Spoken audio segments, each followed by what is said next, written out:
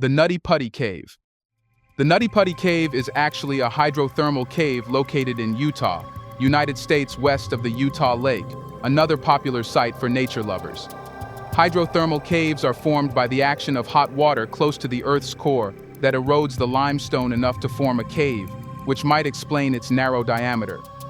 Before the tragedy of John Jones struck, 4 separate rescues had to be made from the cave, including Boy Scouts and amateur cavers, who got stuck in the various twists and turns of the cave. One of the most notable and dangerous features of the cave was the smoothing of the rock at a 45-degree angle. The closest I could get basically was just seeing his two feet. That had occurred due to constant friction caused by visitors rubbing against the rock, and opened into the big slide, which was predicted where a fatality could occur. Eaten up by that little crevice. I couldn't see his body at all. The cave was temporarily closed in 2006 and reopened in early May 2009 after proper maintenance and strict control of visitors who were required to carry proper equipment before entering the cave. Perhaps this was all fate's design, since these were slowly leading up to the tragedy that would strike soon later in the year. The tragedy. The personality of John Jones can be deciphered by excerpts from his life and the way his friends and family describe him as a kind, living father, brother, and son whom they could actively rely upon. His trip to the Nutty Putty Cave was the first in recent years, where he explored plenty of caves during his childhood, accompanying his father and his younger brother Josh. Other than Josh, John had 5 other siblings, 3 brothers and 2 sisters, and a great bond harbored between the family. During their eulogy, his family described him as a devout Christian who had unwavering faith in Jesus Christ and followed closely the principle of the gospel. John planned his venture to the Nutty Putty Cave with his brother Josh just a few days before Thanksgiving and entered the fissure with 9 other inmates, a relatively big group by caving standards. The cave was divided into 4 parts, sequentially called the aorta crawl, the scout eater, the maze, and a particularly tricky part of the cave called the birth canal.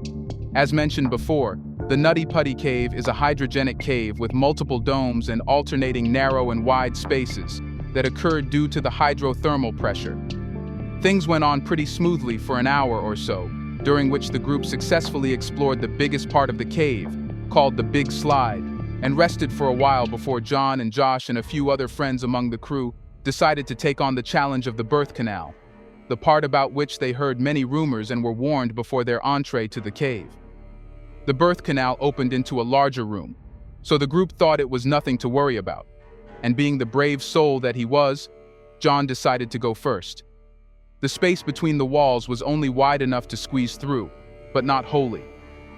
Instead of entering into a larger room, John entered another narrow space with a downward turn. Perhaps he saw a wider opening further down, so John continued his struggle downward, which marked his fate. It could be a mistake in the navigation of the tunnel, as the group might have missed the birth canal entirely and headed towards the Ed's Push, instead, which was another close space near the canal. However, instead of opening into a larger space, the Ed's Push does not lead anywhere, and the chambers are too small to fit a full-grown man. Of all the chambers John could wriggle through, he chose the one that tilted downwards, positioning his body at an angle which made him unable to move backwards on his own.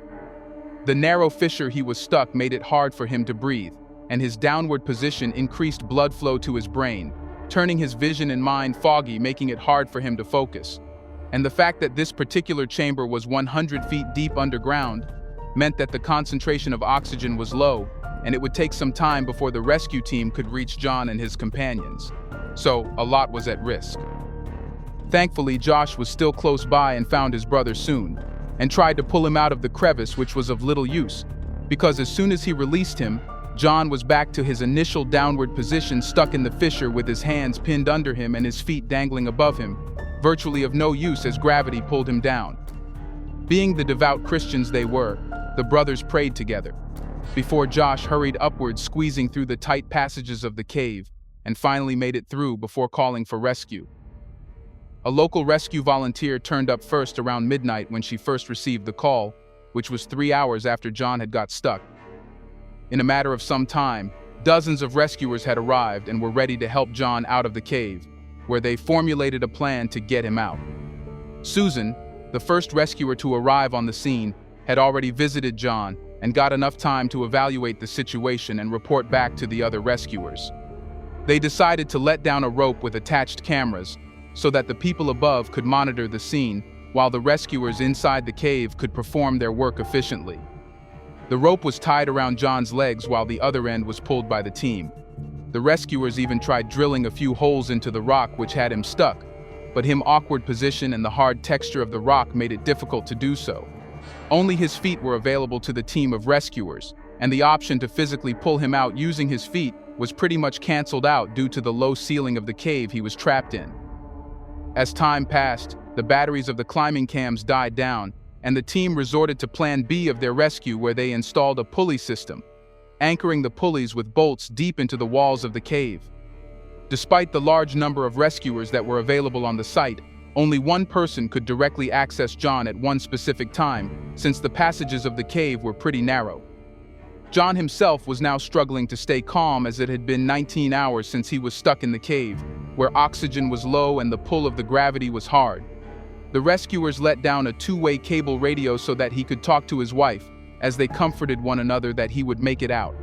Hope sparked amidst the despair, as the pulley system was installed and 8 men started pulling John out of the fissure. With each subsequent pull, they managed to pull him a bit higher, but had to take breaks because the process was extremely painful to John. They were at a point where the rescuer could make eye contact with him and could see him smiling, despite the situation. After a small break, the rescuers pulled on the rope for the 4th time, which did not prove lucky for John. The rope suddenly felt loose in their hands, and confusion rose among the team. The closest rescuer fell face forward on the ground, suffering several facial injuries, and passed out, before coming to his senses and drawing to a conclusion of what went wrong. John was nowhere in sight, but the rope that was tied on the stone arch close to his legs was broken, which could only mean one thing. John went back to the crevice they managed to pull him out of, but this time even further downwards. The rescuer in the cave, and to switch places with his dad, who was also on the site, and when he reached him, the valiant caver's breathing was much too shallow and he was struggling to stay alive. He tried calling out to him, but to no avail. He went closer to him and managed to get the rope on his waist, but got stuck himself and ultimately had to be replaced by another rescuer on the site, who also received no response from John. After a while, a medical professional was lowered into the cave, and on midnight November 25th, John was announced dead. The tragic incident of John Jones in Nutty Putty Cave became a topic of discussion in the international news. CNN offered constant coverage of the incident, with detailed reports on the progress of the rescue operations and interviews with specialists on the difficulties encountered by the rescuers. BBC also provided much of the coverage for the story and included an international angle and spoke with caving experts from different countries. The New York Times did a special coverage, including an article that not only recounted the events of the tragedy, but also gave a moving portrayal of John Jones, a loving family man with an adventurous soul. Besides these big media houses, local Utah newspapers and television stations covered the event extensively. The Salt Lake Tribune and Deseret News reported the story, giving details and constant updates on the rescue operations. They included interviews with local authorities, rescuers, and members of the community of John, which provided a more grounded view of the tragedy and its effects on the community. The consequences of John's death were unbearable for his family. His wife Emily was left alone with their children to look after. After John's death, the Nutty Putty Cave was sealed. It was concluded by authorities that the dangers associated with the geography of the cave's passageways and irregular layout are too high. The entrance was blocked, and a plaque was placed to commemorate the death of John Jones. The decision polarized the public, with some people supporting the closure on the grounds of safety, while others regretted the loss of a natural site. A film, The Last Descent, detailed John's final hours and the rescue efforts. These portrayals aimed to ensure that his memory would live on. Today, Nutty Putty Cave remains closed, silently remembering John Jones. After more than a day's worth of struggle and a total of 137 workers on site, left Nutty Putty Cave with empty hands and heavy hearts. It was reported that it was too difficult to get the body out without harming it, and so the authorities decided to close down the cave for good and made it a final resting place for John Edward Jones. A plaque was set on the entrance of the cave on the request of his father, and a film called The Descent was released in 2016, paying tribute to the young caver and father, who ventured into the depths of the earth quite willingly. If you enjoyed this video, don't forget to give it a thumbs up and subscribe to our channel for more such stories. Until next time.